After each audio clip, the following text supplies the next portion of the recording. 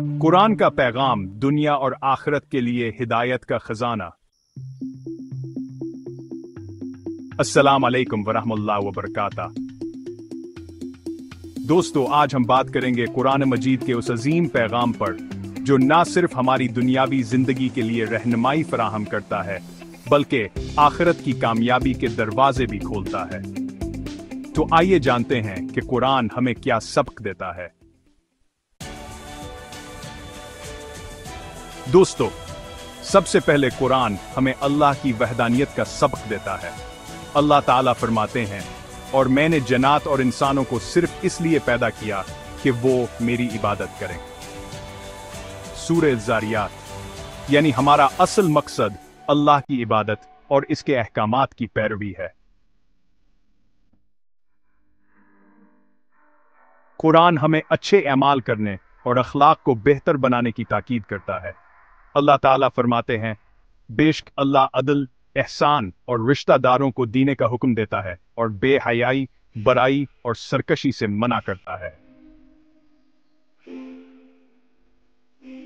ये आयत हमें बताती है कि मुआशरती इंसाफ, नीकी और हस्न अखलाक हमारी जिंदगी का लाजमी हिस्सा होने चाहिए।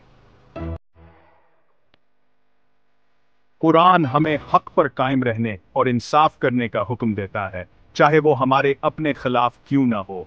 ए ईमान वालो, इंसाफ पर मजबूती से कायम रहो और अल्लाह के लिए गवाही दो, चाहे वो तुम्हारे अपने या तुम्हारे करीबी रिश्तेदारों के खिलाफ ही क्यों ना हो।